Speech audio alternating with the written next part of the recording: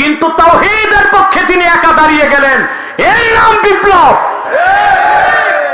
সাল্লাল্লাহু আলাইহি ওয়া আলা আলিহি ওয়া সাহবিহি ওয়া সাল্লাম। الذي أكمل الله به قصر النبوة أي ختم الله به النبوة وحكم لا نبي بعده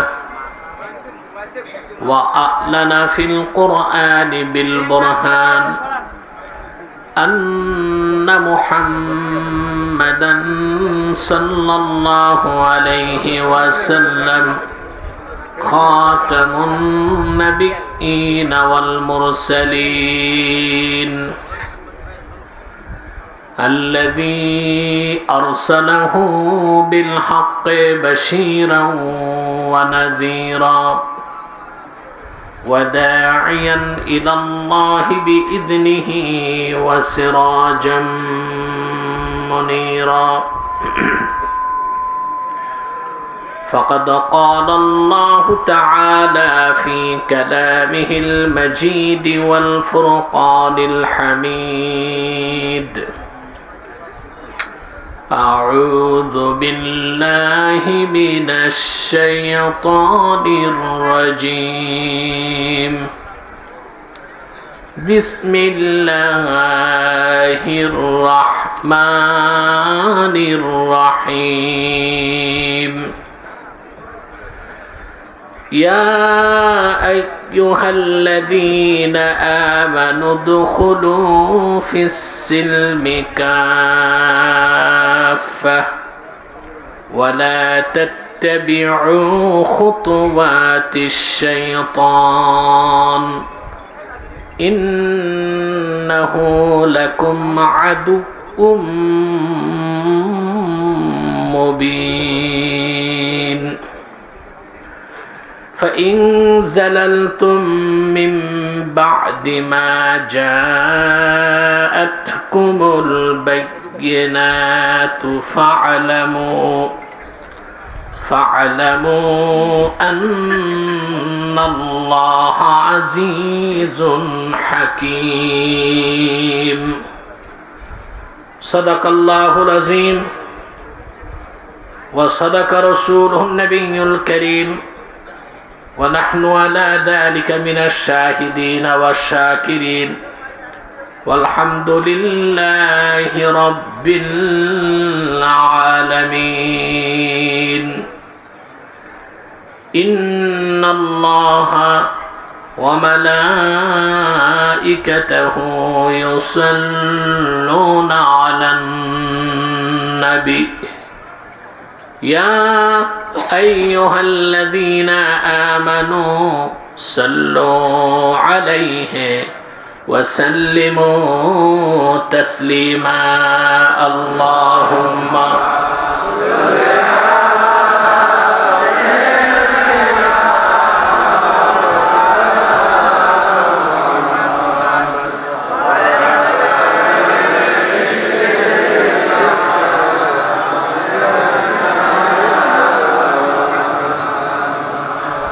فهو الذي تم معناه وصورته ثم اصطفاه حبيبا بارئ النسم اللهم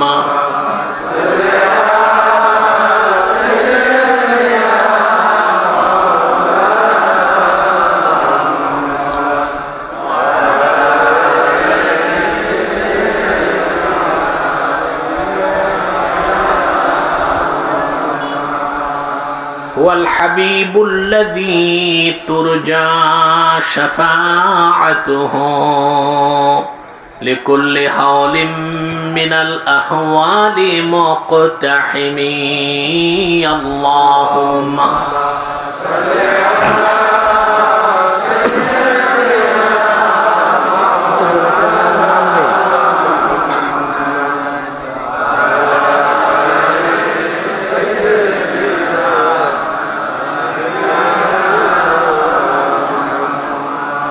محمد رسول الله الله صلى الله عليه وسلم ختم الله به النبوة وحكم أن لا نبي بعده بلاغ العلا بكماله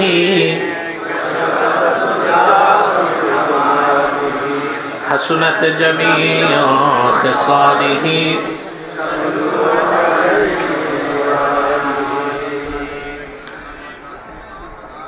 সম্মানিত সুধী, আজকের বরকতপূর্ণ ইসালে সওয়াব ওয়াজ মাহফিলের সম্মানিত সভাপতি জনাব আবু সালেহ মোহাম্মদ আব্দুদ্দায়ান বারাকাল্লাহু ফি আমরি, উপস্থিত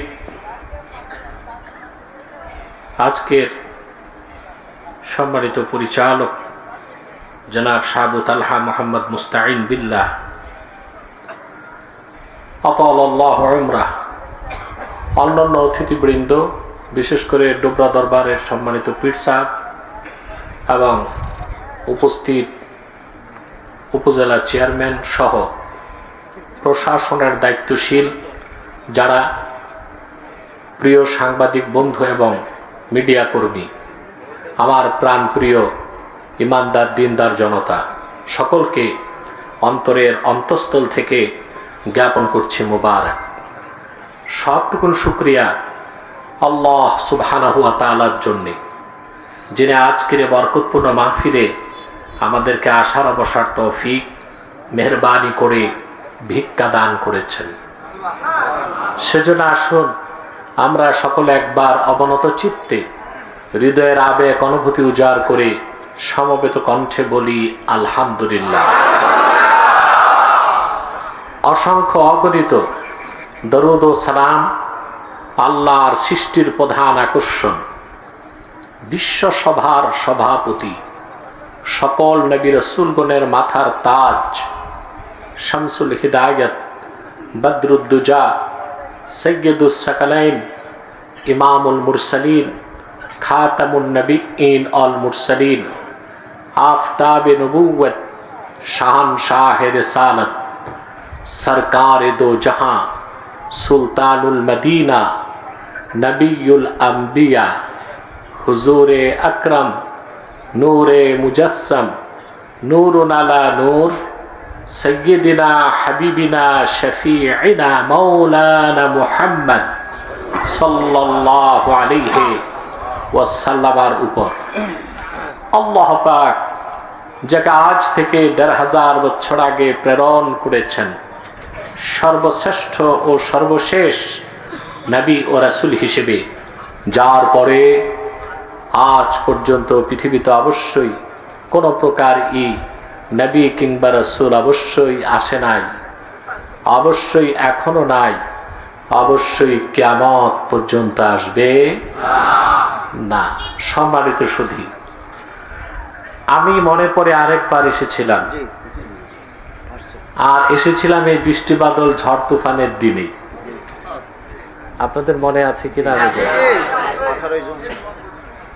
আবার আজকে এসেছি, আজকেও সেই 25 জুন এবং আষাঢ় মাস, মানে ভরা বর্ষার মৌসুমে, আপনাদের ভাষায় যেটা অসময় নাকি, আসলে অসময় বলতে কিছু নেই, অসময় বলে কিছু নাই, সবটাই তো সময়, ঠিক না? শুধু শীতকালে না হয়ে বর্ষাকালে হচ্ছে। আল্লাহ তাআলা আমাদেরকে দয়া করেছেন বলেই তো তিনি আমাদেরকে উন্মুক্ত আকাশের নিচে বসে ঝড় তুফান বৃষ্টি বাদল মুক্ত অবস্থায় কোরআন কারীম থেকে কথা বলার ও শোনার তৌফিক দান করেছে। প্রাণ খুলে বলেন আলহামদুলিল্লাহ। নিশ্চয় আপনারা পীর মাশায়েখদের জবান থেকে এবং উলামায়ে কেরামের মুখ নিঃসৃত জ্ঞান গর্ভ, তাদের সার গর্ভ আলোচনা শুনেছেন এবং আপনারা আপনাদের সময়কে অত্যন্ত ভালো কাজে ব্যয় করেছেন আলহামদুলিল্লাহ। প্রত্যন্ত অঞ্চলে আমি রাতে খুব কম আসি, দিনেই বেশি যাই। তবে আপনাদের তো ইসালে সব মাহফিল, এ তো রাত ছাড়া হওয়া মুশকিল, ঠিক না? সবকিছু মিলিয়ে আলহামদুলিল্লাহ আমি আসতে পেরেছি। আপনারাও ধৈর্যের সাথে বসে আছেন। আমরা কোরআন কারীম থেকে আজকে তেলাওয়াত করেছি সূরাতুল বাকারা 208, 209 দুটো আয়াত। খুব সংক্ষেপে এই দুটো আয়াতকে কেন্দ্র করে নির্ভরযোগ্য মুফাসসির এবং মুফাসসিরদের দৃষ্টিকোণ থেকে কিছু কথা আমি আপনাদের সামনে তুলে ধরার চেষ্টা করব ইনশাআল্লাহ। যদি আল্লাহ পাক আমাকেও আপনাদেরকে তৌফিক ভিক্ষা দান করেন, বলুন আল্লাহুম্মা আমিন। সম্মানিত সুধী,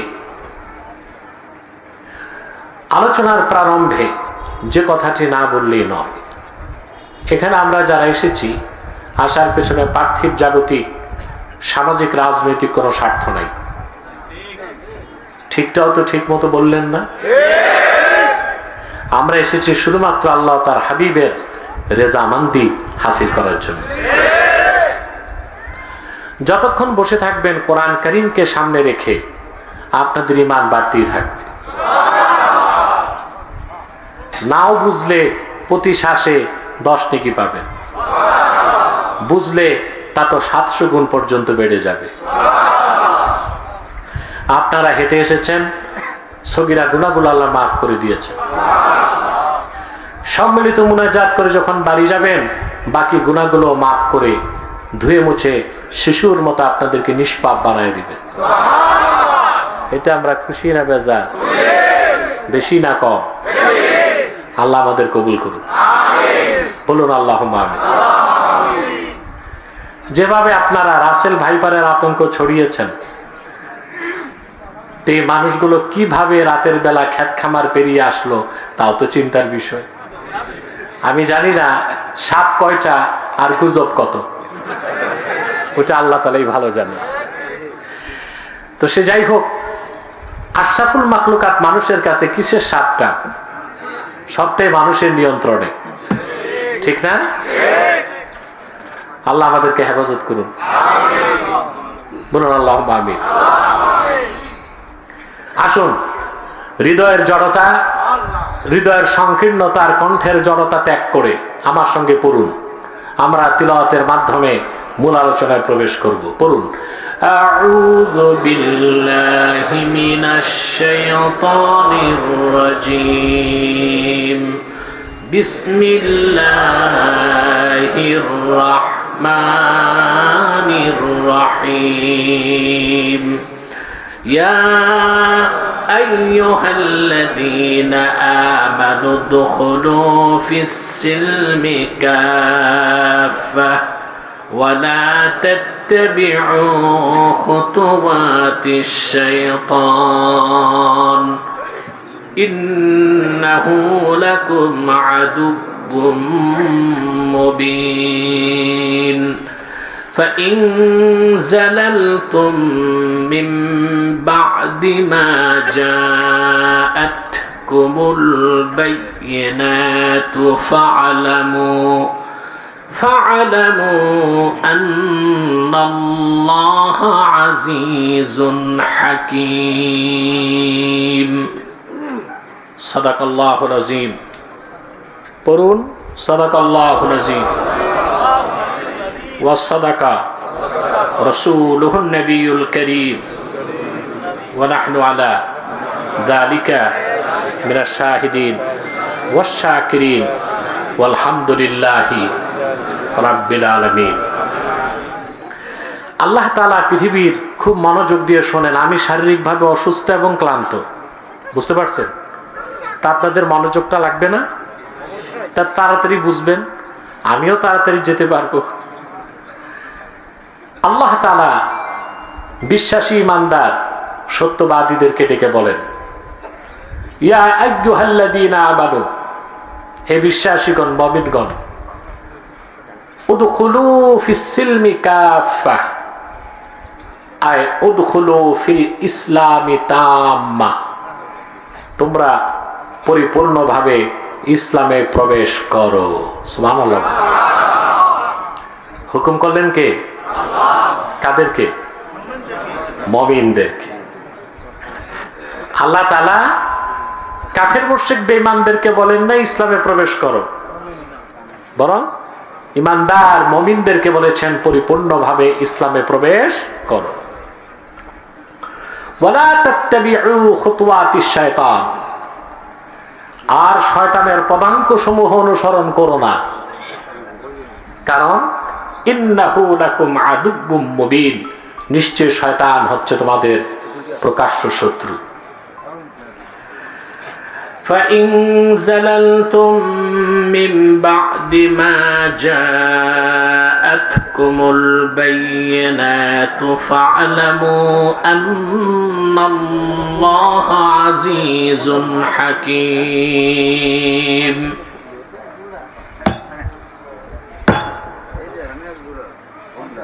এদিক টাকা ডানে বামে কি,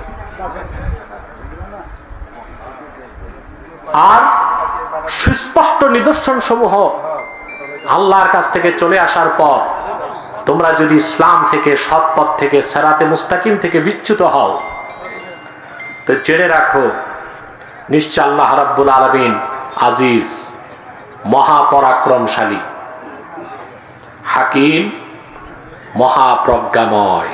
সুবহানাল্লাহ বলে। এখন সার অংশ হিসেবে যে কথাগুলো বলতে হচ্ছে, কোরআন শরীফের কোথাও আল্লাহ তাআলা কাফের মুশরিককে বলেন নাই তোমরা ইসলামে প্রবেশ করো, বরং কাফের মুশরিকদেরকে বলেছেন তোমরা ঈমান আনো, আর মুমিনদেরকে বলেছেন মুসলিম হও। এটা বুঝেন নাই? কোথাও কাফের মুশরিককে মুসলিম হতে বলেন নাই, কাফের মুশরিককে বলেছেন ঈমান আনো, আর ঈমানদারদেরকে বলেছেন মুসলিম হও। কারণ ঈমান না এনে শুধু পোশাক আশাক আর নামের দ্বারা মুসলিম হওয়া যায় না। ইসলামের শুরুটাই হচ্ছে ঈমান, ইসলামের মূল ভিত্তি হচ্ছে ঈমান। বলেন সুবহানাল্লাহ। এই জন্য কাফের মুশরিকদেরকে তিনি মুসলিম হতে বলেন নাই, তাদের বলেছেন ঈমান আনো, আর ঈমানদারদেরকে বলেছেন তোমরা পরিপূর্ণ মুসলিম হও। সুবহানাল্লাহ বলবেন না? যেমন আল্লাহ তাআলা অন্যত্র বলেন, ইয়া আইয়ুহাল্লাযীনা আমানুত্তাকুল্লাহা হাক্কা তুকাতিহি ওয়া লা তামুতুন্না ইল্লা ওয়া আনতুম মুসলিমুন। ঈমানদারগণ, তোমরা আল্লাহ রাব্বুল আলামিনকে যথাযথ ভয় করো, আর পরিপূর্ণ মুসলিম না হয়ে মৃত্যুকে আলিঙ্গন করো না। তাহলে মুসলিম হতে বললেন কাফের মুশরিকদের না মুমিনদের? মুমিনদেরকে বলেছেন মুসলিম হও, আর কাফেরদেরকে বলেছেন মুমিন হও। আমার মনে হয় বুঝতে পেরেছেন। কারণ ঈমান না এনে আপনি নাম রাখলেন মুসলিমের মতো, দাঁড়িয়ে আছে, টুপি, জুব্বা, কুর্তা, নামাজ রোজাও করলেন, কিন্তু ঈমান নাই, আপনি মুসলিম হতে পারবেন না। বরং আপনার একটা ইবাদতও কবুল হবে না। আপনার জন্য একটা নিন্দিত নাম আছে, সেটা হচ্ছে মুনাফিক। নাম কি? সবকিছুর মূলে হচ্ছে ঈমান। আগে কি? ঈমান। আল্লাহ রাব্বুল আলামিন বলেন, ওয়া মান ইয়াবতাগি غير الإسلام دينا فلن يقبل منه وهو في الآخرة من الخاسرين। আর যে হতভাগা আমার হাবিব মুহাম্মদ সাল্লাল্লাহু আলাইহি সাল্লামের দ্বীনকে গ্রহণ করলো না, তার মানে ওনার রিসালাতকে স্বীকার করলো না, তার কোন নেক আমল, তার নামাজ, তার রোজা, তার হজ, তার যাকাত, তার দাড়ি, টুপি, জুব্বা, কুর্তা কিছুই কবুল হবে না, বরং কিয়ামতের দিন সে কাফেরদের কাতারেই দাঁড়ায় যাবে। সবকিছুর আগে ঈমান। সুবহানাল্লাহ। তারপরে হচ্ছে ইসলাম। ঈমান বাদ দিয়া ইসলাম চিন্তা করার কোনো সুযোগ আছে? আমাদের দেশে প্রায় আমাদেরকে কেউ কেউ নসিহত খয়রাত করে। কি খয়রাত করে? বলে কে মুসলিম কে অমুসলিম তা বলার আপনারা কে, বিচার তো হাসরেই হবে। ভালো কথা তো, কে চোর আর কে ডাকাত বিচার তো হাসরেই হবে, আদালতের দরকার কি? কথা বলেন। কে দেশপ্রেমিক কে দেশদ্রোহী তা তো হাসরি বিচার হবে, তো ট্রাইব্যুনালের দরকার কি? কে মুসলিম কে অমুসলিম, কে মুমিন কে কাফের তা বলার পূর্ণ অথরিটি আল্লাহ উম্মতে মুহাম্মদীকে দান করছেন। এদিকে কোনো সমস্যা আছে নাকি? একটু আমাকে সুযোগ দেন, বসেন, বসো তুমি, একদম বসো। উম্মতে মুহাম্মদীর অধিকার কে দিয়েছেন? তারা অথরাইজড, আল্লাহ কর্তৃক তারা ক্ষমতা প্রাপ্ত, আল্লাহ তাদের অধিকার দিয়েছেন। কারা কাফের তা তারা বলতে পারবে, কারা মুসলিম তা তারা বলতে পারবে। এখন দলিল কি দেখেন, কোরআন শরীফে আল্লাহ তাআলা বলেন, وَكَذَلِكَ جَعَلْنَاكُمْ أُمَّةً وَسَطًا لِتَكُونُوا شُهَدَاءَ عَلَى النَّاسِ। আল্লাহ পাক বলেন, আর এভাবেই উম্মতে মুহাম্মদী তোমাদেরকে আমি শ্রেষ্ঠ জাতি এবং ন্যায়পরায়ণ জাতি বানাই দিছি। কেন? লিতাকুনু শুহাদা আলান নাস, যেন গোটা মানব জাতির পক্ষে তোমরা সাক্ষ্যদাতা হতে পারো দুনিয়াতে, আখিরাতে এবং মিজানের পাল্লায়। সুবহানাল্লাহ। সেজন্য ইজমাউল মুফাসসিরিন, সমস্ত মুফাসসির একমত এই আয়াত দিয়ে উম্মতের ইজমা প্রতিষ্ঠিত হয়। ইজমা দলিল, ইজমা কি? অধিক সংখ্যক মুসলমান যদি কোনো দলকে কাফের বলে, আল্লাহর দৃষ্টিতে ওই দল কাফের। অধিক সংখ্যক মুসলমান যদি ঐক্যবদ্ধ হয়ে কোন গোষ্ঠীকে অমুসলিম বলে, আল্লাহর আদালতেও তারা অমুসলিম। কে মুসলিম কে অমুসলিম এটা বলার অধিকার আমাদের আছে না নাই? সুবহানাল্লাহ বলে। তাহলে সবকিছুর আগে হচ্ছে ইমান। আগে কি? ইমান আনার পরে ইসলাম। ইমান না এনে ইসলামে ঢুকার কোন সুযোগ নাই। অতঃপর যার ইমান নাই আমরা তাকে কাফির বলি, যার ইমান নাই মুসলমানের লেবাস ধরছে তারে আমরা মুনাফিক বলি, আর যে মুসলমানের লেবাস ধরছে ঠিক প্রকাশ্য কুফর করে তাকে মুনাফিকও বলি না, তাকে বলি জিন্দিক কাফের। কি বলি? জিন্দিক কাফের। আজ আকায়েদের এই মৌলিক কথাগুলো আমাদের মাঠে নাই, এগুলো কম হয়, এগুলো কারণ এগুলো বলতে গেলে প্রতিবাদ আসে, মুনাফিকের গা জ্বলে, কারো রক্তচক্ষুকে উপেক্ষা করতে হয়, নিন্দুকের নিন্দা, হিংসুকের হিংসা, সমালোচনাকারীর সমালোচনা উপেক্ষা করে সামনে বাড়তে হয়। মনে রাখবেন, যারা সত্যিকার দাঈ ইলাল্লাহ, দ্বীনের খাদেম, তাদের জন্য পৃথিবীর চলার পথটা কুসুমাস্তীর্ণ নয়, কণ্টকাকীর্ণ। হাজার স্ট্রাগলকে ওভারকাম করে দ্বীনের ঝান্ডা সামনে নিয়ে যেতে হবে। ঠিক কিনা বলে? আল্লাহ আমাদেরকে কবুল করুক, বলুন আল্লাহুম্মা আমিন।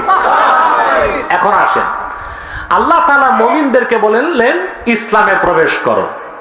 তাহলে এখন স্বাভাবিকভাবে আমাদের দুটো শব্দের সংজ্ঞা জানতে হয়। একটা হচ্ছে ঈমান অর্থ কি, আর একটা হচ্ছে তো ইসলাম অর্থ কি। প্রশ্ন আসে না? ঈমানের সংজ্ঞা তো ব্যাপক, ও তো রাত পার হলো আমি কুল কিনারা করতে পারবো না। তবে আমার কাছে একজন মহান ব্যক্তির সংজ্ঞা আছে, যে সংজ্ঞা 1 মিনিটে আর তারপর কোনো সংজ্ঞাও লাগে না। ওই ব্যক্তি যেই সে নন, ইমাম আজম আবু হানিফা রাহমাতুল্লাহ। নাম শুনছেন? আবু হানিফা কত বড় ব্যক্তি তা তো তাসাব্বুরও করতে পারবেন না, চিন্তাও করতে পারবেন না। আমাদের দেশে এখন কিছু লামাযহাবী বের হয়েছে পথভ্রষ্ট, এরা কথায় কথায় আবু হানিফার ভুল ধরে। কি আশ্চর্য অবস্থা! প্রাইমারির ছাত্র যদি বিশ্ববিদ্যালয়ের চ্যান্সেলরের ভুল ধরে, তাকে শোভা পায়? আন্ডা ব্যাপারী, মাছের আড়তদার, শুটকির আড়তদার বলে আমরা মাযহাব টাযহাব লাগে না, সহিহ হাদিস মানি। ওরে যদি জিজ্ঞেস করেন ভালো করে গোসলের ফরজ কয়টা, তাও বলতে পারবে না। বলতেছে মাযহাব লাগে না। আবু হানিফা আসলে বুঝে নেই তো, কিয়াস করছে। কি করছে? আবু হানিফা কে? 80 হিজরিতে তার জন্ম। কত হিজরি? রাসূলুল্লাহর 4 জন সাহাবীর খেদমত করছেন। একজন, দুইজন, তিনজন নয়, 1200 তাবিঈনের কাছে বসেছেন, হাদিস আর ফিকহ নিয়েছেন। কোরআন আর হাদিস থেকে ৮১,০০০ মাসালা ইস্তেনবাত করছেন। ব্যবসার টাকা দিয়া 20,000 মানুষকে ফকিহুল মিল্লাত বানাইছেন। তার মধ্যে একজন আবু ইউসুফ, একজন ইমাম মোহাম্মদ, একজন ইমাম জুফার, এরকম 20,000 মানুষকে ফকি বানাইছেন। কত হাজার? সুবহানাল্লাহ বলবেন না? প্রত্যেক রমজানে 60 বার কোরআন খতম করতেন, 57 বার হজ আর উমরা করেছেন, প্রতিদিন 500 রাকাত নফল নামাজ পড়তেন। ইমামে হাসকাফি দুররে মুখতার ফতোয়া শামির মতন, যেটা দুররে মুখতারে লিখেছেন, ইন্নাহু রাআ রাব্বাহু মিআত মাররাতিন ফিল মানাম, স্বপ্নে আমার আল্লাহ রাব্বুল আলামিনকে আবু হানিফা 100 বার দেখেছেন। সেই রকম একজন ব্যক্তির মাযহাব আমরা মানি, ঠিক না? যে লোকটার কথা বিনা দলিলেই ফতোয়া, বিনা দলিলেই, কারণ উনি ছিলেন নিজে তাবিঈ। কি ছিলেন? নামাজ শিখছেন সাহাবীর কাছ থেকে, ঠিক না? অথবা নামাজের মাসাইল তিনি যা লিখছেন তা তো দলিল লাগে না, উনি তো সরাসরি সাহাবীর কাছ থেকে শিখছেন। সে যাই হোক, ইমাম আজম তার এমনি এমনি হয় নাই, তিনি এক বাক্যে ইমানের সংজ্ঞা দিয়ে দিচ্ছেন। সুবহানাল্লাহ। আবু হানিফা রাহমাতুল্লাহ, ইমামে আজম বলেন, আল ঈমানু হুয়া মুজাররাদু তাসদীকি রাসূলিল্লাহ সাল্লাল্লাহু আলাইহি ওয়াসাল্লাম বিমা জাআ বিহি মুহাম্মাদুন সাল্লাল্লাহু আলাইহি ওয়াসাল্লাম উলিমা যারুরাতান। শুধুমাত্র আল্লাহর আখিরি নবী মুহাম্মদ সাল্লাল্লাহু আলাইহি সাল্লামের রিসালাতকে বিনা প্রশ্নে বিশ্বাস করার নাম হলো ঈমান। ব্যাখ্যায় তিনি বলেন, এখন প্রশ্ন আসে, শুধু আল্লাহর হাবিবের রিসালাতকে মানলেই যদি ঈমান হয়, তা আল্লাহর তাওহীদের বিশ্বাস কই? কথা বলে না। উলুহিয়তের বিশ্বাস কই? রুবুবিয়তের বিশ্বাস কই? আখিরাতের কথা কই? কবর আযাবের কথা কই? জান্নাতের কথা কই? এগুলো বিশ্বাস করব কেমনে? কথা বলে না। আরে ভাই, মাহফিলে না কবরস্থানে? আপনারা আমাকে তো এনভায়রনমেন্ট সাপোর্ট দিতে হবে না? কই যায়? আরে দিবেন কি না? আমার সাথে তো কমিউনিকেশন রাখতে হবে।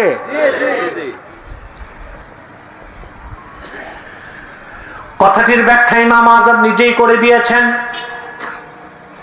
আল্লাহর হাবিবের রিসালাতকে বিশ্বাস করার অর্থ বিমা জাআ বিহি মুহাম্মাদুন সাল্লাল্লাহু আলাইহি ওয়াসাল্লাম উলিমা যারুরাতান।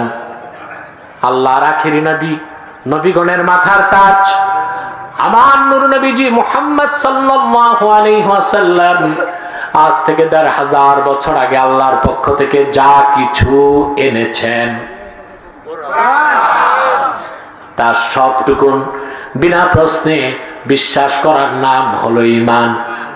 রাসূলুল্লাহর রিসালাতকে যে মানলো, সে তো 30 পারা কোরআনকে মেনে নিল।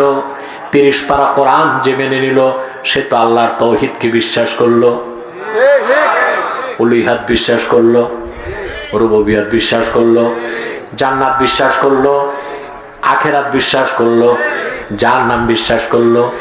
শুধু আল্লাহর হাবিবের রিসালাতকে বিশ্বাস করলে ঈমানের ৭৭টা শাখা আল্লাহ বান্দার অন্তরে গেঁথে দিবেন। সুবহানাল্লাহ। ঈমানের এই সংজ্ঞাটা মুখস্থ থাকবে, থাকবে না? তাহলে ইসলাম অর্থ কি? আল্লাহ তাআলা মুমিনদেরকে বলেছেন ইসলামে প্রবেশ করো। কাদেরকে? আবার বলছি, কাফের মুশরিককে বলেন না ইসলামে প্রবেশ, কারণ ঈমান না এনে মুসলিম হবার সুযোগ নাই। দাড়ি রাখলে, টুপি লাগাইলে, মুসলমানের মতো নাম রাখলে, গরুর গোশত খাইলে, খতনা করাইলে, মুসলিম রেজিস্টার খাতায় নাম থাকলে কি লাগবে? এই জন্য আল্লাহ তাআলা কাফের মুশরিককে বলেছেন ঈমান আনো, আর ঈমানদারদেরকে বলেছেন তোমরা তো মুসলিম হইছো, কিন্তু পরিপূর্ণ মুসলিম হও। সুবহানাল্লাহ। তাহলে অনিবার্য কারণে আমাদেরকে এখন ইসলাম শব্দের অর্থ জানতে হয়। খুব সংক্ষেপে আমি বলে দিচ্ছি সংক্ষেপে। ইসলাম শব্দটার উৎপত্তি ইমাম ফখরুদ্দিন রাজি তাফসির কাবিরে সূরা বাকারার 208 নম্বর আয়াতের তাফসিরে লেখেন, ওয়া আসলুহু মিনাস সিলমে হুয়াল ইনকিয়াদুজ যাহির মা'a শারতে ইনকিয়াদিল বাতিন। সুবহানাল্লাহ। ঈমান হচ্ছে আভ্যন্তরীণ আনুগত্য, আর বাহ্যিক আনুগত্য কি বলে? ইসলাম। সিলমন, সিলমন থেকে ইসলাম। এক কথায় ঈমান আনার পরে আল্লাহ এবং আল্লাহর হাবিব মুহাম্মদ সাল্লাল্লাহু আলাইহি ওয়াসাল্লামের আনুগত্যকে বাহ্যিকভাবে স্বীকার করে মস্তক নত করে মেনে নেবার নাম ইসলাম। সুবহানাল্লাহ। ঈমানটা হচ্ছে আভ্যন্তরীণ আনুগত্য, ইসলামটা হচ্ছে বাহ্যিক আনুগত্য। সুবহানাল্লাহ বলেন। এখন এখানে একটা জটিল প্রশ্নের উত্তর আমি দিব। যদি ইউটিউবাররা না বুঝো তো বড় একটা প্যাচ লাগাই দিবা দেশে। এই জন্য তোমরা মনোযোগ দিয়ে শুনে তারপর এডিটিং করতে হবে, নইলে সমস্যা অনেক বড় হয়ে যাবে। মনে করুন কোন হিন্দু, সে গোপনে ঈমান আনছে, কিন্তু মৃত্যুর ভয়তে সে যে মুসলিম তা প্রকাশ করতে পারে নাই। বুঝলেন? এক ওয়াক্ত নামাজও পড়তে পারে নাই, মানুষকে দেখায়। লোকটা তো মারা গেছে, কিন্তু ঈমান আনছে পরিপূর্ণ, কালেমা শাহাদাত স্বীকারও করছে, বিশ্বাসও করছে। মৃত্যুর ভয়তে সে তার সমাজকে প্রকাশ করে নাই। এখন লোকজন তো তার নিয়ে শ্মশানে জ্বালাই দিবে, তার হাসর কি হবে? প্রশ্নটা জটিল না? কথা বলে না। আমার মাহফিলে যদি হিন্দুরা থাকেন, আপনাদের জন্য একটা